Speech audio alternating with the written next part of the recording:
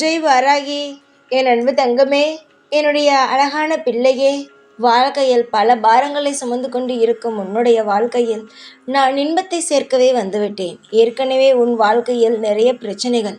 அந்த பிரச்சனைகளை எல்லாம் போக்க வேண்டும் என்றால் நான் உனக்கு நல்லது செய்தால் மட்டும்தான் இதுவரைக்கும் உன்னுடைய வாழ்க்கையில் நடந்த பல விஷயங்களை உன்னால் மறக்க முடியும்.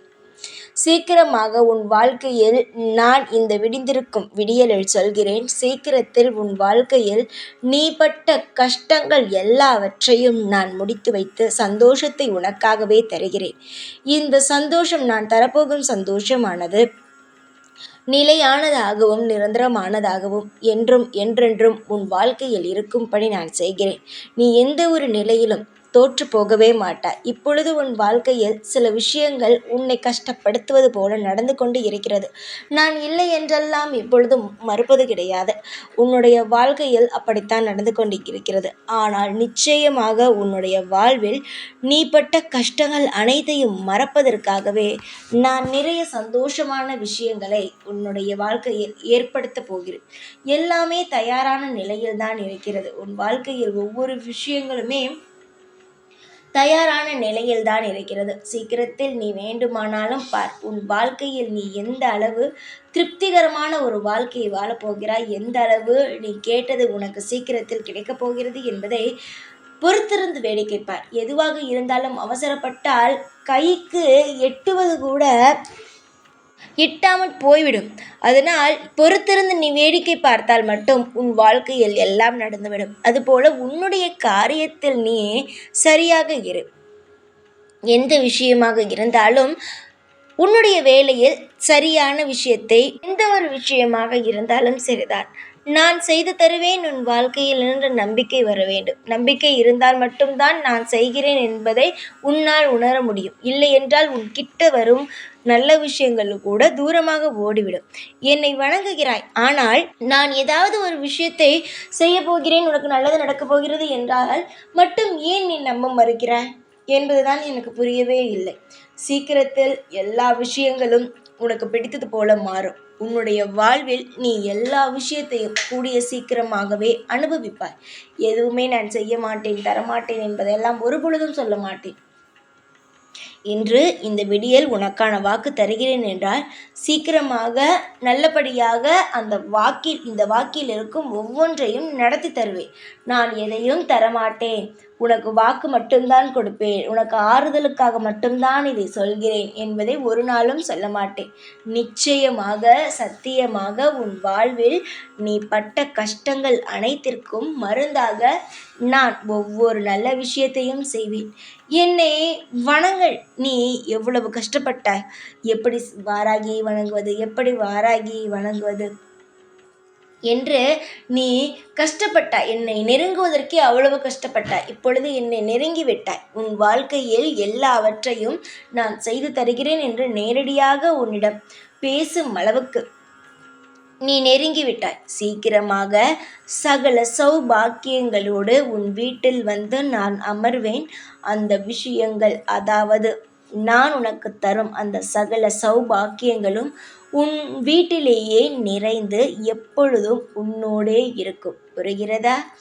இந்த வாராகி ஆகிய நான் உன்னை இந்த பூமிக்கு கொண்டு வந்துவிட்டு அப்படியே விட்டு போற ஒரு தெய்வம், ஒரு அம்மா கிடையவே கிடையாது. நான் மனிதன் அல்ல, நான் தெய்வம். உனக்கான எல்லா காரியத்தையும் ஏற்பாடு செய்துவிட்டு தான் நான் இந்த பூமிக்கு உன்னை கொண்டு வந்தேன். சரியாக எல்லா நேரமும் கைகூடி விட்டது.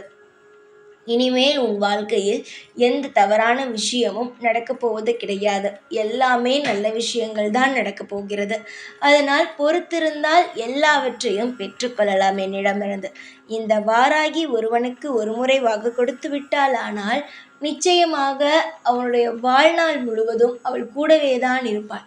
இன்று உன்னுடைய வாழ்க்கையில் ஒரு விஷயத்தை சொல்லிவிட்டேன். சீக்கிரமாக அந்த விஷயம் உன் வாழ்க்கையில் நடக்கும்.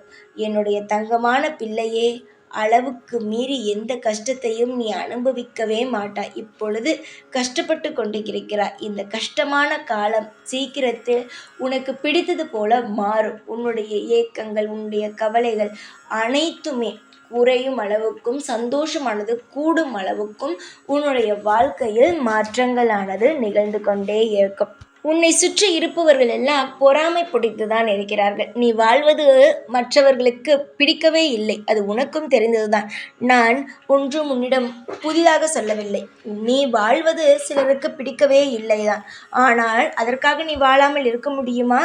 எல்லாரையும் தாண்டி எல்லா விஷயங்களையும் கடந்துதானே ஆக வேண்டும். அதனால் நிச்சயமாக நான் ஒன்றே ஒன்று சொல்கிறேன். இவன் என்னை வெறுக்கிறான், அவன் என்னை வெறுக்கிறான், இவன் என்னை வாழக்கூடாது என்று நினைக்கிறான் என்பதையெல்லாம் போட்டு குழப்பிக் கொள்ளாதே. அவனவன் வேலையை பார்ப்பான்.